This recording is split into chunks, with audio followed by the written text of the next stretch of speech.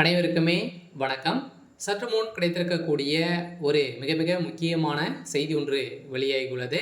சற்று முன் செந்தில் பாலாஜி திகார் சிறையில் அடைப்பு, நீதிமன்றம் இறுதி தீர்ப்பு, இது மாதிரி பார்த்தீங்கன்னா செய்திகள் வெளியாகிருக்கு.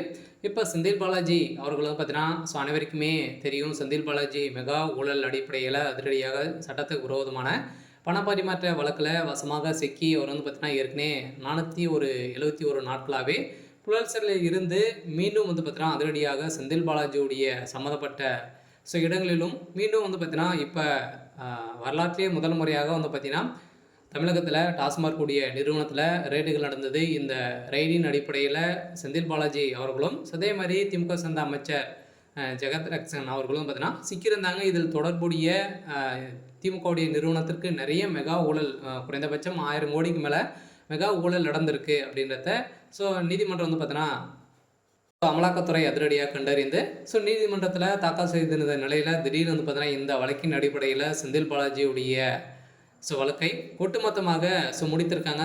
செந்தில் பாலாஜி அவர்கள் மீண்டும் திகார் சிறையில் அடைக்கப்பட்டதாக தகவல் வெளியாக இதை பற்றி இந்த வீடியோவில் நம்ம முழுமையாக பார்க்கலாம். அதுக்கு முன்னாடி நம்ம சேனலுக்கு இப்போ தான் நீங்கள் முதல் முறையாக வந்திருக்கீங்க அப்படின்னா மறக்காமல் நம்மளுடைய சேனலை சப்ஸ்கிரைப் பண்ணி சப்போர்ட் பண்ணுங்கள்.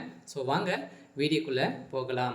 பார்த்தீங்கன்னா செந்தில் பாலாஜி அவர்கள் ஏற்கனவே சட்டத்து விரோதமான பணப்பரிமாற்ற வழக்கில் செந்தில் பாலாஜி அவரது சகோதரரும் அசோக்குமார் அவர்களும் பார்த்தீங்கன்னா உள்ளிட்டோர் சென்னை முதன்மை அமர்வு நீதிமன்றத்தில் இன்று பார்த்தீங்கன்னா ஆஜராகி அப்போது வழக்கில் குற்றம் சாட்டப்பட்ட ஜெயராஜ் குமார் அவர்களும் பார்த்தீங்கன்னா பழனி ஜாமீன் உத்தரவாதம் தாக்கல் செய்ததால் இருவருமே நீதிமன்றத்தில் காவலில் வைத்து நீதிபதி உத்தரவிட்டிருக்கக்கூடிய சூழ்நிலையில் தான் இருவருமே இப்போ செந்தில் பாலாஜி அவர்களும் அதே மாதிரி பார்த்தீங்கன்னா செந்தில் பாலாஜியுடைய தம்பி அசோக்குமார் அவர்களும் இருவருமே கைது செய்யப்பட்ட சம்பவம் தான் பெரும் பரபரப்பை ஏற்படுத்தியிருக்கு. மீண்டும் சுமார் பார்த்தீங்கன்னா 500 பக்கங்களை கொண்ட ஆவணப்பத்திரிகை பார்த்தீங்கன்னா செந்தில் பாலாஜிக்கு மீண்டும் பார்த்தீங்கன்னா ஆட் பண்ணியிருக்கக்கூடிய நிலையில் தான் செந்தில் பாலாஜியுடைய கதை ஒட்டுமொத்தமாக முடிந்திருக்கு. மீண்டும் திமுகவுடைய தலைமையகம் என்ன செய்ய போகிறாங்க அப்படின்றது தான் ஒரு பெரிய கேள்வியாகவே இருந்திருக்கு. செந்தில் பாலாஜியுடைய கதை முடிந்தாலுமே அதே மாதிரி திமுகவில் பார்த்தீங்கன்னா முக்கிய அமைச்சர்கள்லாம் நிறைய ஒரு ஏமாற்றங்களை அடைந்திருக்கக்கூடிய நிலை உருவாகி இருக்கு. வருகின்ற சட்டமன்ற தேர்தலுக்குள்ளே திமுக சேர்ந்த அமைச்சர்கள் அனைவருமே சிறைக்கு செல்லத்துக்கான அனைத்து ஏற்பாடுகளுமே நடந்துட்டு இருக்க.